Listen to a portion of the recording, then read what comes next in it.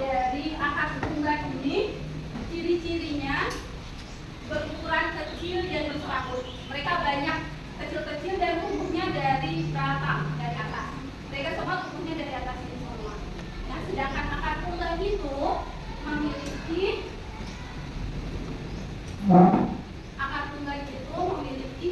batang satu akar pokok, satu yang paling besar, dan nanti akar-akar kecilnya tumbuh di akar pokok. Bisa dibedakan ya? Oke, satu lagi ya. Yang pertama, akar serabut itu ciri-cirinya apa tadi? Serabut dari ya, dan mereka ukurannya kecil-kecil. Kalau akar tunggal atau akar cabang memiliki satu akar pokok, akar cabangnya tumbuh di akar pokok. Oke, sudah bisa bedakan ya. Sekarang batang. Ada yang masih ingat fungsi dari batang? Coba dibuka yang bukunya masih. Ayo, baca enggak?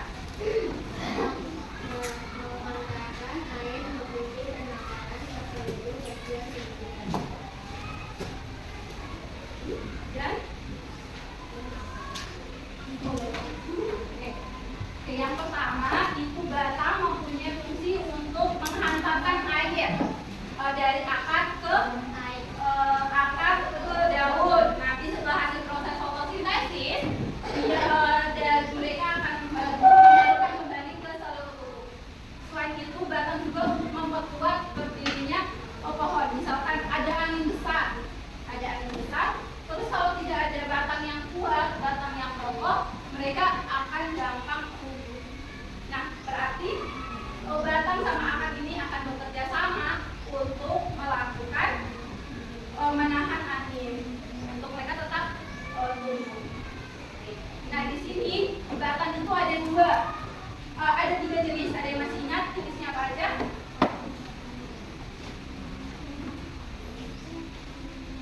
Coba satu orang baca.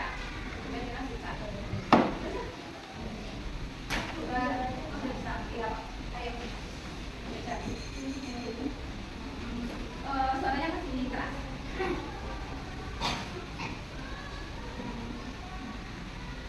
Batang rumput cirinya berulas seras dan berongga.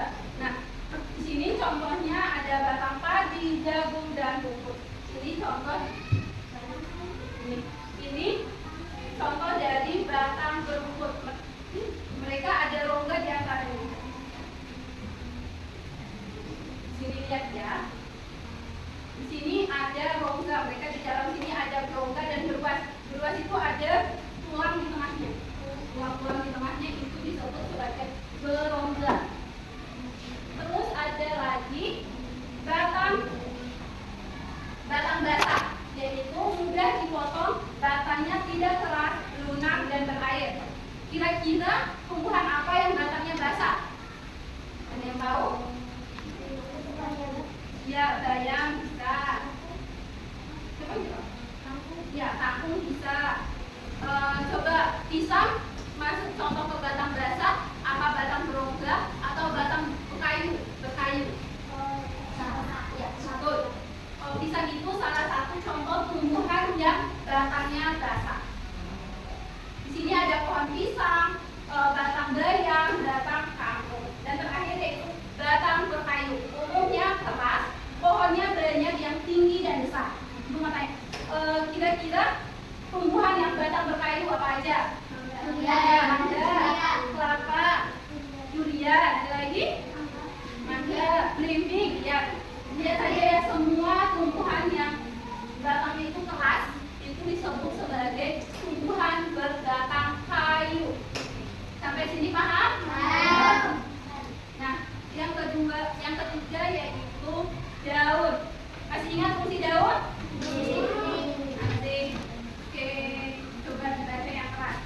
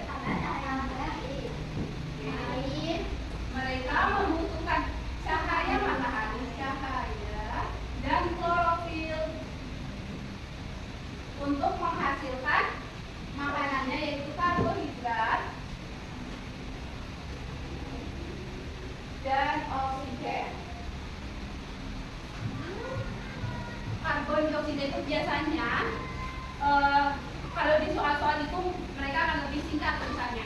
Karbon dioksida itu tulisannya CO2. Ada yang masih ingat?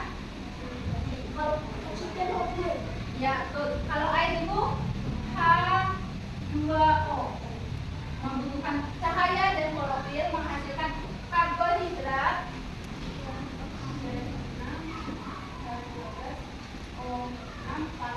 oksigen.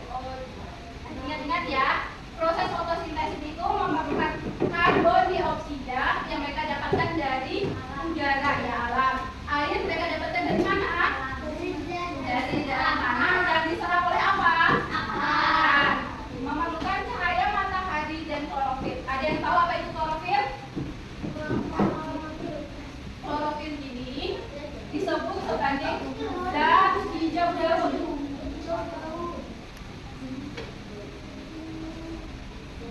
Jadi kenapa tumbuhan itu daunnya warna hijau?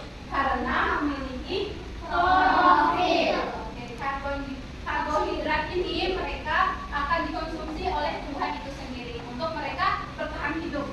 Kalau tumbuhannya mereka memproduksi karbohidrat lebih banyak atau kebanyakan, mereka akan menyimpannya pada cadangan makanan. Cadangan makanan itu yang disebut yang akan anak-anak bisa makan, bisa buah, terus mereka bisa mengalihkan ke daun sebagai sayuran. Nah, itu karbohidrat dan oksigen. Oksigen ini yang kita butuhkan. Berarti kita dengan manusia dan hewan itu saling membutuhkan. Tumbuhan dan manusia itu saling membutuhkan karena oksigen mengeluarkan oksigen. Tumbuhan menghasilkan oksigen yang kita hirup. Kita mengeluarkan apa? Kalau kita bernapas, kita menghirup oksigen, mengeluarkan angin. Angin itu ada namanya yang kalau kita keluarkan disebut sebagai karbon dioksida. Nah, jadi karbon dioksida yang kita keluarkan diserap oleh tumbuhan dan mereka menghasilkan oksigen. Nah, jadi udara yang ada di dunia ini, di bumi ini akan terus berputar antara kita makhluk hidup, manusia dan hewan menghasilkan, nanti diserap oleh bumi. Daun itu memiliki berbagai macam tulang, Tulang daun ada 4. Yang pertama, tulang daun menyirip. Ada satu orang yang berani ibu bacakan. Ibu baca di depan dan setelah suaranya.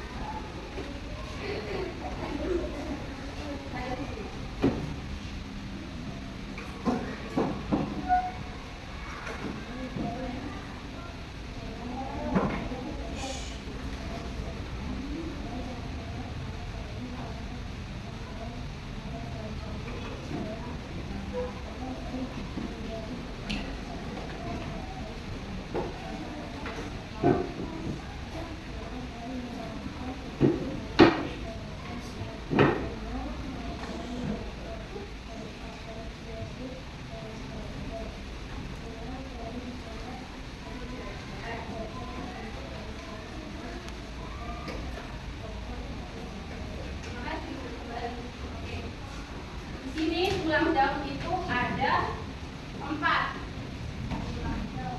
Bentuk daunnya itu ada 4.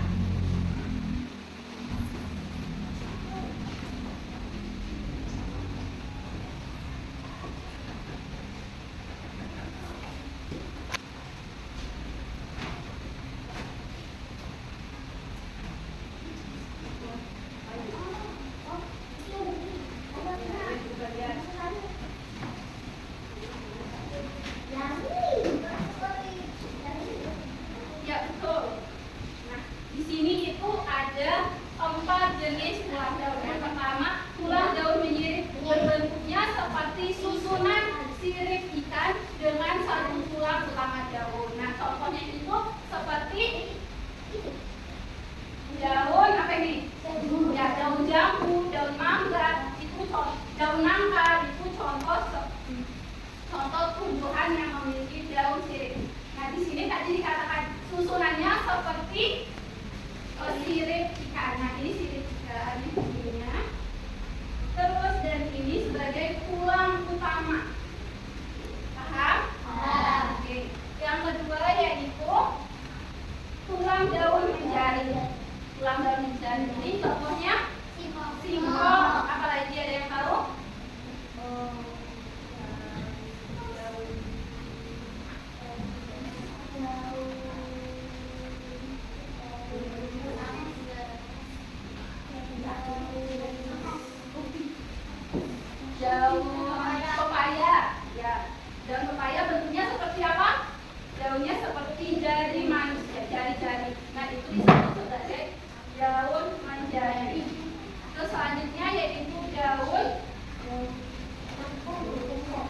Ulang daun melengkung. Ulang daun melengkung itu bentuknya melengkung. Bentuknya seperti itu. Ada anak-anak pernah lihat daun sirih? Nah, itu salah satu bentuk dari daun melengkung. Daunnya seperti ini. Ini sepertinya atau tidak tulangnya? Daunnya seperti ini kurang lebih ya. Daun dari tulang, daun dari sirih. Nah, itu disebut sebagai tulang melengkung. Dan terakhir yaitu ada daun bertulang sejajar. Contohnya yaitu rumput, padi, dan daun apa lagi tadi? Jagung, rumput, padi itu salah satu contoh daun. Daunnya sejajar, mereka tumbuh dari bawah sejajar, mereka semua ke atas bergaris-garis. Sampai sini paham? Terus selanjutnya yaitu bunga. Ada yang tahu bunga, bagian-bagian bunga itu ada apa aja? Bunga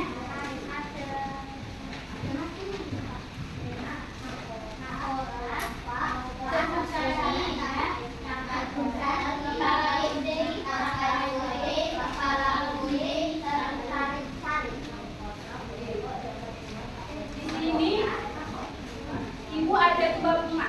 Ada salah satu ada yang mau maju ke depan menyebutkan bagian-bagian bunga dari langsung di sini. Ada yang mau? Kemarin sudah dibagi rapotnya? Yang juara satu siapa? Bisa. Ayo coba.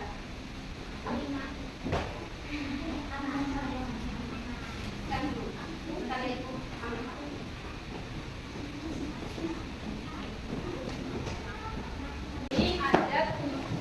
Salah satu contoh tumbuhan bunga apa ini? Di sini tadi Ibu ambil di tengah jalan, jadi kan kalau bukannya apa, tapi tumbuhan itu ada dua jenis. Ya, ada dua bentuk bunga. Yang pertama itu ada bunga sempurna dan ada bunga yang tidak sempurna. Bunga yang sempurna itu semua bagian-bagian bunganya ada di dalam satu bunga. Nah, di sini coba perhatikan. Apa ada perbedaan tidak antara kedua? Ada perbedaan antara kedua bunga ini? Ada. Di mana yang berbeda? Di dalamnya. Yang satu ada, yang satu tidak ada, yang satu ada. Di sini hanya ada tapi hanya satu bagian. Nah, coba dijelaskan bagian-bagian dari bunganya apa aja? Sambil ditunjuk. Ya, yang mana sebutkan dulu? Ya. Terus ada putih. Kalau yang putih itu yang ada di tengah, yang ini putih, yang ini sebutkan dulu. Terus apa lagi? Ini apa? Ya, kalau putih di dalam situ. Kalau yang ini apa namanya yang warnanya bagus ini? Namanya apa? Yang ini namanya mahkota. Terus coba diangkat lagi, diangkat ke sini. Kalau yang ini namanya apa? Namanya? Iya, kelopak. Terus di dalam sini nanti ada bakal buah sama benang sari. Kita sama-sama perhatikan ya. Terima kasih. Nah, tadi bisa kita perhatikan ya yang disebutkan oleh temannya kalau di sini ada benang sari. Benang sari itu yang di dalam di tengah-tengah tumbuhan, tetapi di pinggirnya, ayo ada teman dulu. Terus di tengah paling tengah dan mereka tinggi itu namanya putih. Terus yang ini namanya mahkota, di bawahnya ini namanya kelopak dan yang ini tangkai bunga. Tangkai bunga. Nah, di sini ada beberapa fungsi dari bunga. Yang pertama kelopak. Ingat-ingat, kelopak itu berfungsi untuk membungkus mahkota bunga. Nah, mereka kalau saat masih kecil, masih tunjuk seperti ini berfungsi dari kelopak. Mereka membungkus, jadi mereka tetap seperti ini. Nanti lama-kelamaan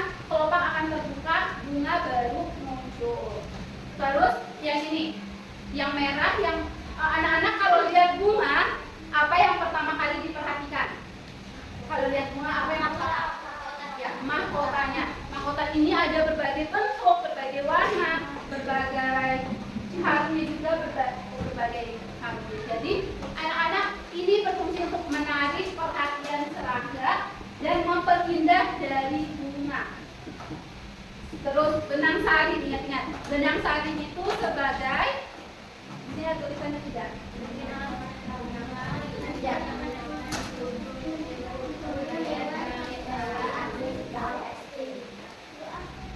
Ya, betul. Dari benang sari itu berfungsi sebagai alat kelamin jantan, tempat berkembang biaknya tumbuhan. Terus kalau putih, ayo dibaca satu orang. Putih. Tempat merekanya satu sari. Ya, betul ya. Nah, kalau di sini, kalau yang tadi benang sari itu sebagai alat kelamin jantan, nah kalau putih itu sebagai alat kelamin betina. Oke. Ada selanjutnya ini tuh ada tangkai bunga. Tangkai bunga ini Anda udah tahu ya, untuk menghubungkan antara batang dari bunga. Dan bakal buah itu tempat akan berlangsungnya tempat tumbuhan, nanti akan berubah menjadi buah. Terus di sini ada tadi disebutkan di sini bahwa yang menempel di tubuh hewan dan terbang. Tempat menempelnya serbuk sari. Nah, serbuk sari itu, ayo ingat-ingat, gunakan ini. Ini ibu telah ganti menjadi kartu pembelajaran, namanya ibu disebut sini kartu domino belajar. Kartu domino belajar ini isinya adalah, kalau kartu domino itu isinya apa aja sih? Ada bagian apa aja? Nah, kartu domino itu kan di hadapan depannya ada gambar titik-titik, yang di sini ada titik, di bawah ada titik kan? Kita berhitung berapa jumlahnya. Kalau yang ini ibu telah rancang jadi yang di atas adalah pertanyaan, yang di bawah, yang di atas nanti jawabannya, yang di bawah itu pertanyaannya. Nanti anak-anak untuk menyambungkan kartu domino ini, anak-anak harus menjawab pertanyaannya terlebih dahulu. Tadi ayo, bagaimana bentuk akar tunggang atau akar cabang? Bentuknya bagaimana tadi? Satu yang pokok, satu yang paling besar, dan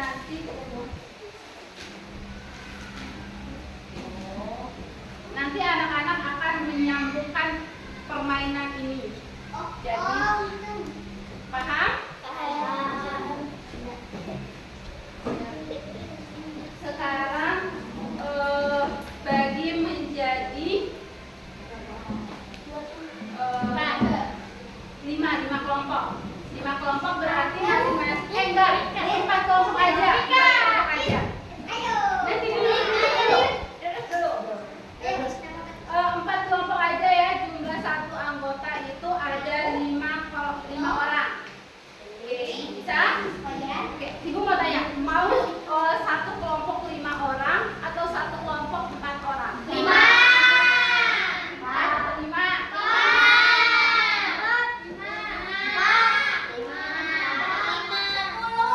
10.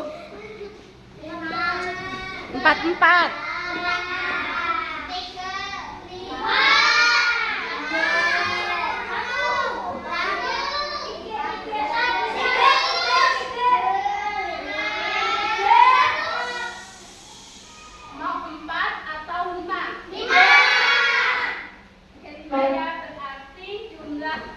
Kelompoknya ada 4 kelompok dengan orangnya 5. Satu kelompok 5. Oh, bentar. Yang juara 1 tadi ini, yang juara 2? Juara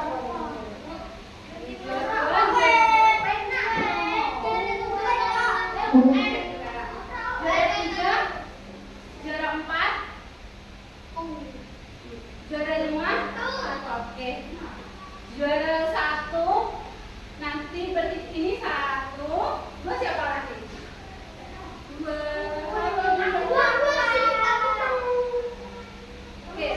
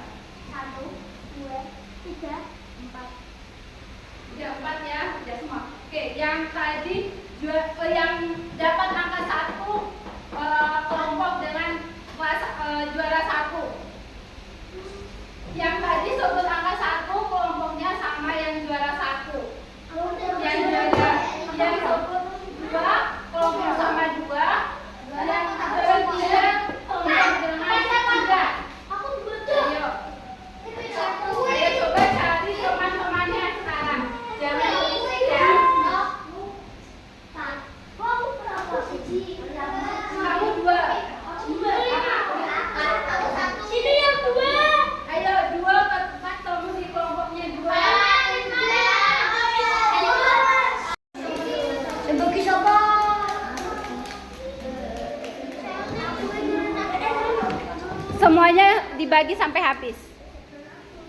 Oke. Ayo semuanya.